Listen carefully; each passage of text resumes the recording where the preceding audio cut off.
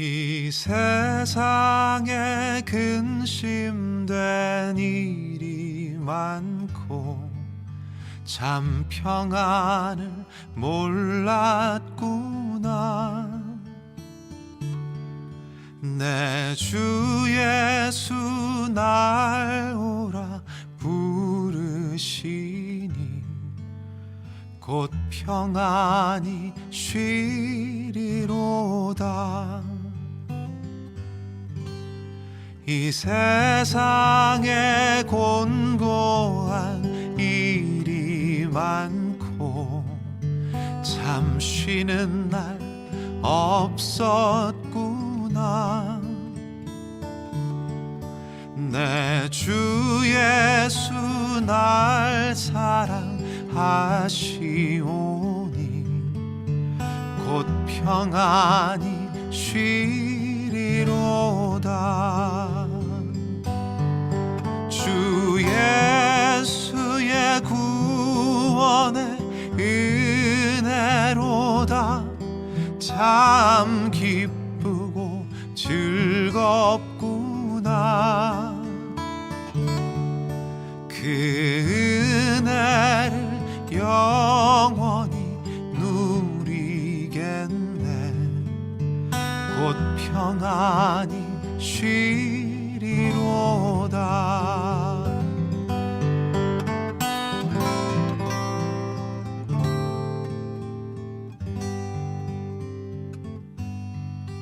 이 세상에 죄악된 일이 많고 참 죽을 일 쌓였구나. 내 주 예수 날 건져 주시오니 곧 평안히 쉬리로다. 주 예수의 구원의 은혜로다. 참 기쁘고 즐겁구나. 그 은혜를 영원히 누리겠네. 곧 평안히 쉬리로다.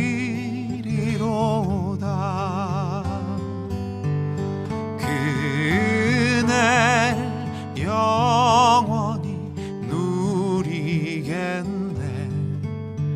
곧 평안히 쉬리로다.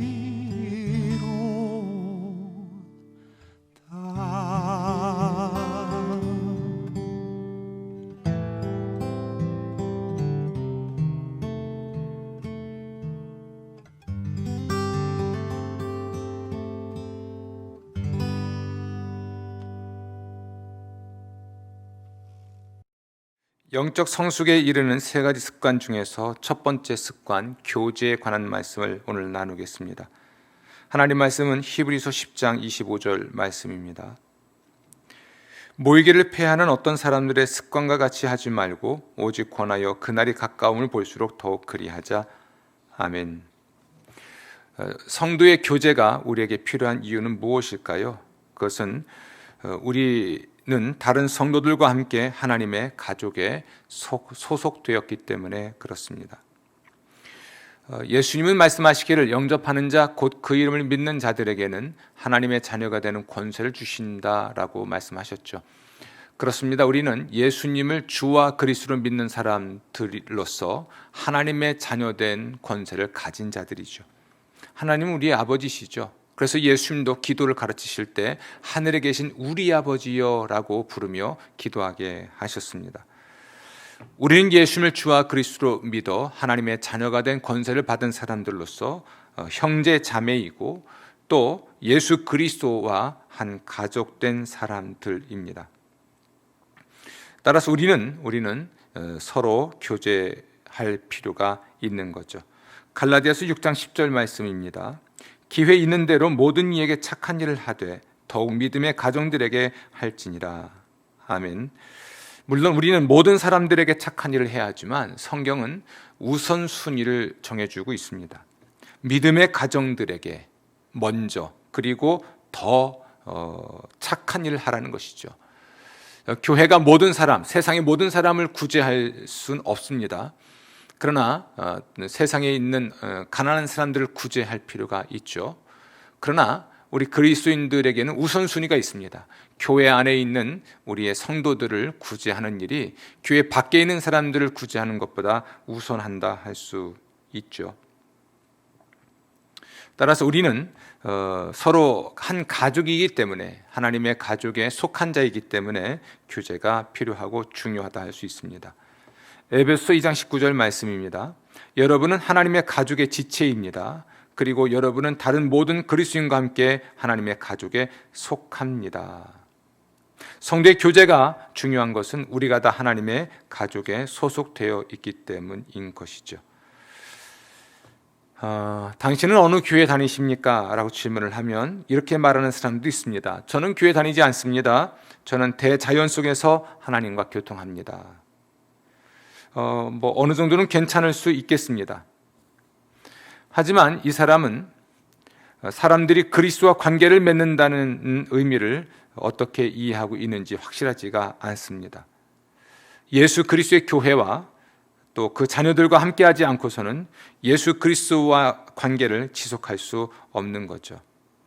또 당신은 어느 교회 다니십니까? 라고 물으면 나는 보이지 않는 교회에 속해 있다라고 말하는 사람들이 있습니다.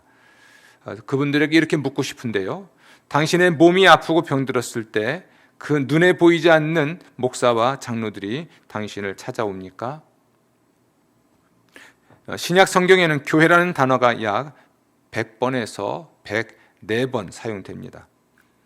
지역을 근거로 모인 성도들의 모임이란 의미로 사용된 경우가 이 중에서 98번이나 되죠. 성경은 눈에 보이지 않는 천상의 교회가 아니라 지역을 근거로 서로 모여 한 가족을 이루는 성도들의 모임, 즉 이 땅 위에 현실로 존재하는 지역교회를 강조하고 있는 겁니다. 자, 우리가 성도의 교제가 중요한 이유는 두 번째로 우리의 영적 성장, 우리가 영적으로 성장하기 위해서는 격려가 필요하기 때문에 그렇습니다. 우리는 날마다 영적으로 성장해야 하죠. 하지만 혼자서는 건강하게 성장할 수가 없습니다. 건강한 성장을 위해서는 서로를 필요로 하지요. 히브리서 10장 24절입니다. 서로 돌아보아 사랑과 선행을 격려하며. 아멘. 서로 돌아보다라는 말에 밑줄을 한번 긋고 생각해 보십시오. 우리가 하나님께서 기뻐하실 일을 하도록 서로를 격려하는 일이 필요합니다. 사랑과 선행을 서로 격려한다라는 말은 또 채찍질한다는 것인데요, 하나님을 기쁘시게 할 수 있도록 하기 위해서 서로가 서로를 필요로 하는 거죠. 제가 사실 목회자인데요, 제가 하나님과 항상 동행하기 위해서는 여러분의 격려가 절대적으로 필요합니다. 여러분들도 마찬가지죠. 여러분이 하나님과 동행하기 위해서는 목회자의 격려는 물론이고 서로 격려해 주는 것이 필요합니다. 우리 서로 격려하는 관계를 우리 영적 파트너라 할 수 있습니다.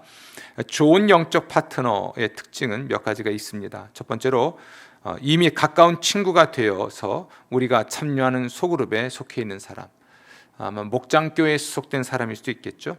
두 번째로 내가 영적으로 자라도록 돕기를 원하는 사람, 기꺼이 내가 영적 성장할 수 있도록 도와주길 원하는 사람. 세 번째로 나의 확신을 존중해 줄 수 있는 신뢰할 만한 사람입니다. 이런 사람이 우리의 영적 파트너인데 여러분들에게 이런 파트너가 있는지 한번 살펴보시고, 이런 영적 파트너가 있는 목장교회 소그룹에 참여하시고 또 이런 관계를 형성해 나갈 수 있기를 부탁을 드리겠습니다. 성도의 교제가 왜 중요할까요? 첫 번째는 우리가 다른 성도들과 함께 하나님의 가족에 속하기 때문이고, 두 번째는 우리가 영적으로 성장하기 위해서 격려가 필요하기 때문입니다. 세 번째는 우리는 영적으로 자라기 위해 책임지는 관계가 필요하기 때문이죠. 잠언 27장 17절입니다. 철이 철을 날카롭게 하는 것 같이 사람이 그의 친구의 얼굴을 빛나게 하느니라. 어느 누구도 홀로 있을 수는 없습니다. 어느 누구도 외딴 섬도 아니죠. 바다 위에 떠 있는 섬들도 깊은 바다에서 모두 연결되어 있습니다. 우리는 홀로가 아니라 서로가 되어야 합니다. 서로의 영성을 위해서 서로 섬기는 관계가 우리에게 꼭 필요합니다. 갈라디아서 6장 1절부터 2절입니다. 형제들아, 사람이 만일 무슨 범죄한 일이 드러나거든 신령한 너희는 온유한 심령으로 그러한 자를 바로잡고 내 자신을 살펴보아 너도 시험을 받을까 두려워하라.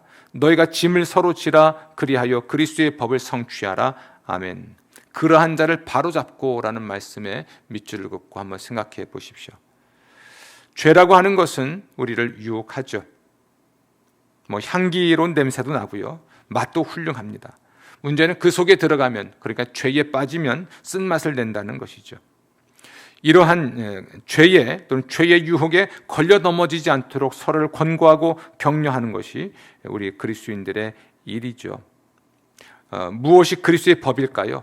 서로 돌아보는 것입니다. 서로 무거운 짐을 지어주는 것이죠. 예수님에 대한 우리의 믿음과 신앙을 증명하는 방법이 뭐가 있을까요? 예수님 사랑합니다라고 말은 하는 것일까요?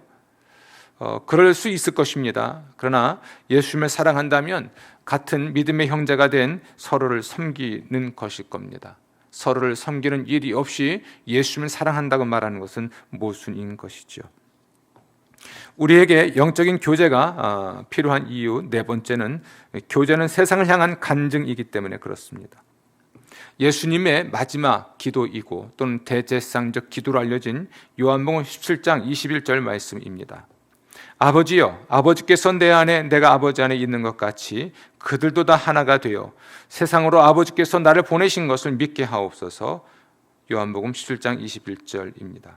하나가 되어라고 하는 말은 매우 중요합니다. 하나님께서 예수 그리스도를 보내셨다는 것을 세상은 어떻게 알 수 있을까요? 오늘 말씀에 의하면 성도들의 하나됨을 통해서입니다. 이렇게 말할 수 있습니다. 성도들이 하나가 되었을 때 예수님의 십자가 복음을 더욱더 힘있게 전할 수 있게 되죠. 그래서 세상 사람들은 예수님께서 하나님이 보내신 구원자라는 것을 알게 된다라는 의미이기도 합니다. 그러나 또 한편으로는 예수님을 우리가 믿는 사람인 것은 서로 하나가 되었을 때에 사람들이 우리가 예수 믿는 사람인 것을 알게 될 것이고, 그것을 통해서 예수가 하나님께서 보내신 구원자이심을 알게 된다라는 말이기도 합니다. 우리가 서로 사랑할 때 세상 사람들은 우리가 사랑하며 살아가는 삶을 보면서 정말 예수님께서 하나님이 보내신 구원자이시고 또 우리 그리스도인들이 예수님의 제자라는 것을 또한 알게 되는 것이죠. 이렇게 성도의 교제는 세상을 향한 간증입니다. 가장 위험한 것은 교회의 분열이죠. 교회가 다투는 것입니다. 싸우고 갈라지는 것입니다. 가장 경계해야 될 일이죠. 세상에 하나님의 사랑을 말하기 전에 신앙 공동체 안에서 우리가 사랑할 수 없다면 감히 세상 사람들에게 하나님의 사랑을 말할 수가 없는 거죠. 가장 가슴 깊이 생각해야 될 말씀이 아닌가 생각을 합니다. 자, 우리가 성도가 서로 교제하는 것이 왜 중요할까요? 다섯 번째로, 우리가 교제를 나눌 때 그리스도께서 함께 하시기 때문에 그렇습니다. 예수님 말씀인데요, 마태복음 18장 20절입니다. 두세 사람이 내 이름으로 모인 곳에는 나도 그들 중에 있느니라. 아멘. 예수님의 이름으로 모이고 그곳에 우리 예수님 계시면서 우리에게 말씀하시고 우리가 뭔가를 결정할 수 있도록 도와주시는 것이죠. 또 성도의 교제가 중요한 이유는 우리는 모두 서로가 필요하기 때문이죠. 베드로전서 4장 10절입니다. 각각 은사를 받은 대로 하나님의 각양 은혜를 맡은 선한 청지기 같이 서로 봉사하라. 아멘. 은사를 받은 대로 그리고 서로 봉사하라, 이 말씀에 밑줄을 긋고요. 고린도전서 12장 5절과 27절을 함께 읽어보죠. 직분은 여러 가지나 주는 같으며 너희는 그리스도의 몸이요 지체의 각 부분이라. 지체의 각 부분이라고 하는 말씀도 밑줄을 한번 그어 보십시오. 이 말씀들이 이런 겁니다. 하나님께서는 우리에게 영적인 은사를 선물로 주시는데 이것은 그 사람의 유익을 위해서가 아니라 교회의 유익과 다른 사람의 유익을 위해서 주셨다라고 하는 것이죠. 사도 바울은 이것을 이렇게 말합니다. 손은 발을 위에 있고 발은 손을 위에 있고 눈은 손을 위에 있고 손은 눈을 위에 있다. 우리는 서로를 위해서 존재하고 또 서로를 돕기 위해서 특별한 선물들을 하나님께 받게 된 것이죠. 따라서 우리가 성장하고 성숙해지기 위해서, 우리가 치유받고 또는 구원받기 위해서 우리는 서로를 필요로 하는 존재인 것입니다. 서로라고 하는 이 말이 신약 성경에 50번 이상 사용되고 있습니다. 서로 종노릇하라, 서로 받아들이라, 서로 용서하라, 서로 무난하라, 서로 남의 짐을 지라, 서로 우애하라, 서로 존경하라, 서로 권면하라, 서로 복종하라, 서로 덕을 세워라. 우리는 홀로가 아니라 서로의 존재인 것이죠. 따라서 우리는 서로의 관계를 통해서 교제를 이루고 관계도 이루고 영적 성숙도 이루어지는 것입니다. 성경은 우리의 교제와 함께 모이는 것과 섬기는 것을 힘주어 가르치고 있죠. 사실 교제를 위해서는 모여야 하죠. 그리고 모여서 우리가 교제한다는 것은 서로를 섬기는 것입니다. 나의 유익을 위해서가 아니라 서로의 유익을 위해서 존재할 때 우리 스스로도 사실은 유익을 얻게 되는 거죠. 내가 나를 위해서 하는 것보다 내가 아닌 다른 사람들을 통해서 다른 사람이 내게 해주는 것이 훨씬 크고 아름답고 많다 할 수 있습니다. 자, 그러면 어떻게 하면 우리가 서로 가까운 관계를 지낼 수 있을까요? 무엇보다도 중요한 것은 교회의 작은 모임에 참여하는 것이죠. 사도행전 5장 42절입니다. 그들이 날마다 성전에 있든지 집에 있든지 예수는 그리스도라 가르치기와 전도하기를 그치지 아니하니라. 성전이라고 하는 말에 밑줄 긋고 집이라는 말에 밑줄을 그을 필요가 있습니다. 성전에 모인다라고 하는 것은 보다 큰 모임에 모인 것이라 할 수 있겠고요. 집에서 모였다는 것은 작은 모임에 모였다라고 하는 것입니다. 사실 교회에는 대그룹과 소그룹이 있습니다. 이 대그룹에서는 성도의 교제가 원활하게 이루어지기가 어렵죠. 우리는 대그룹 모임을 위해서 많은 걸 준비하지만 대그룹 안에서 인격적인 교감을 나누기는 어렵습니다.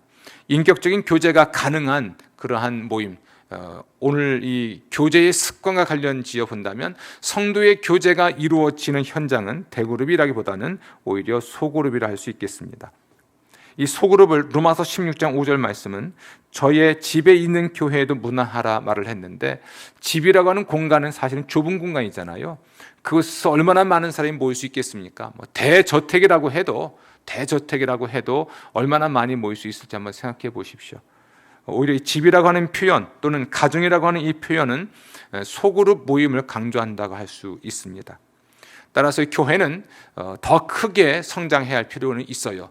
이 말은 더 많은 사람들에게 예수의 복음을 전하고 따라서 교회가 부흥해야 한다는 말입니다. 그러나 또한 교회는 더 작게 성장해야 합니다. 이 말은 서로 인격적인 교제를 나눔으로써 영적 성장을 도모할 수 있게 된다는 것을 의미하죠.